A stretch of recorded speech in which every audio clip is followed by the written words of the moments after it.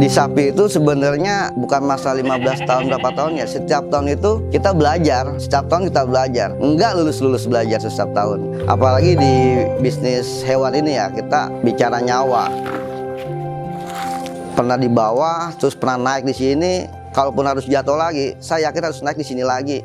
Ini tempat saya di sini, ini hutan saya di sini.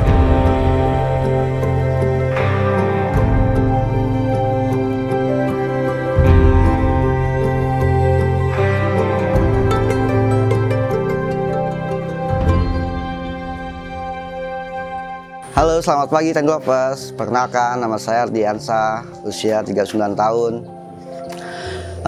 Saya pemilik usaha AR Farm, CV Bangkit Jaya Lestari, yang beralamat di Cipayung, Kota Depok. Untuk AR Farm itu bergerak sebenarnya itu di bidang fokusnya sapi perah, terus merambat ke sapi kurban Idul Adha. Itu. Nah, nanti juga ada penjualan kambing, cuman hanya untuk di Idul Adha aja, musiman lah ibaratnya. Cuman kalau kayak sapi perah, sapi potong itu kita emang miara. Cuman karena emang kemarin itu sempat ada masalah di tahun 2022 yang wabah PMK nasional itu, kita mengalami kendala di situ. Jadi sekarang ini kita mau coba bangkit lagi untuk balik ke awal. Karena dulu itu kapasitas sapi 76 sampai 100 itu full, sekarang banyak kandang yang kosong.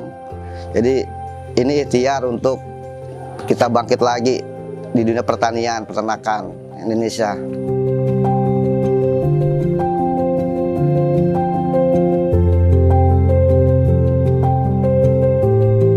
Sebenarnya ini usaha dari orang tua ya, dari kakek ke bapak ke saya generasi ketiga. Untuk saya mulai itu tahun 2010. Nah 2010 itu juga enggak langsung banyak ya, dari awal satu, terus pelan sampai puncak itu 2015 sampai 2022 itu puncak sampai bisa ratusan. Cuman nah itu 2022 itu kayak apa ya, kita ngadapin kayak kiamat kecil. Kalau di dunia ternak itu kiamat kecil itu. Semua senasional itu kena dampak PMK yang dahsyatnya luar biasa. Jadi ya kita kena imbasnya.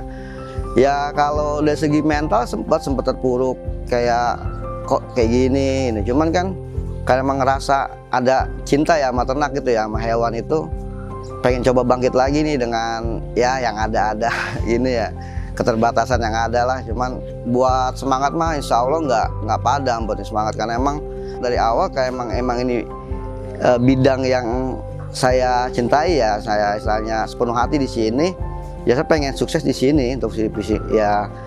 Jadi pengen menyerap juga tenaga sekitar di sini, tenaga kerjaan kita.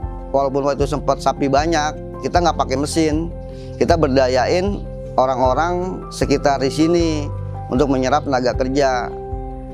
Ya di sini untuk ya sebagian bisnis, sebagian juga pengen nyerap tenaga sekitar di sini.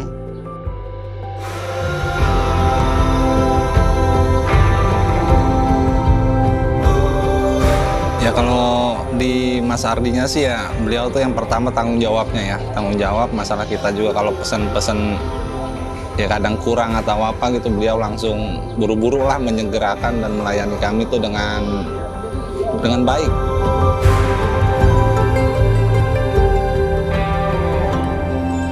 Masyarakat banyak pas nyanterin sapi ini di tempat-tempat yang ramai, emang cukup agak risih sapinya. Bagaimana kita cara nenangin sapi, kita pokoknya harus sedekat-dekatnya dah sama sapi. Walau karakternya itu kayak gimana, setiap sapi itu karakternya berbeda-beda gitu, dan juga pakannya juga berbeda-beda gitu. Sering kita kasih makan, sering kita pandiin, sering kita rawat, lama-lama dia juga makin kenal kita baik, dia juga pasti punya karakter, menimbulkan rasa baik juga gitu. Kalau sapi perah itu ibaratnya pondasi ya, kalau menurut saya itu sapi perah itu pondasi dari segala, ada penggemukan, ada trading jual beli itu pondasinya itu sapi perah, karena itu yang mengcover operasional harian itu dari susu. Itu prinsip saya waktu itu. Jadi kalau kayak sapi potong itu sebenarnya itu di pengembangannya aja sih, di pengembangan karena udah kokohnya di sapi perah. Ya udah nih kita mau ngembangin di mana gitu kan. Ya udah akhirnya main di sapi kurban. Kebetulan juga karena emang udah dikenal Bang Adi tukang sapi gitu, orang-orang korban juga nyarinya udah bendera itu udah lumayan ada gitu, udah mulai dikenal sama orang, jadi buat nyari-nyari konsumen tuh agak gampang.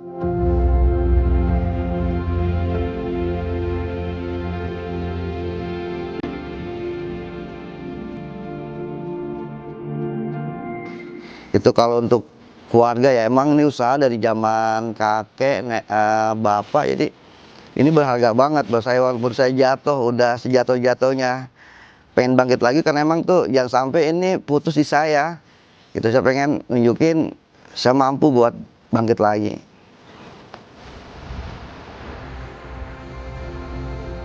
Ya pusing Mbak, sedih gitu loh, karena yang dari sekian banyak kita ngambil susu di mana-mana tuh ya yang kualitasnya bagus ya di sini gitu loh, dan tiba-tiba begini ya gimana ya.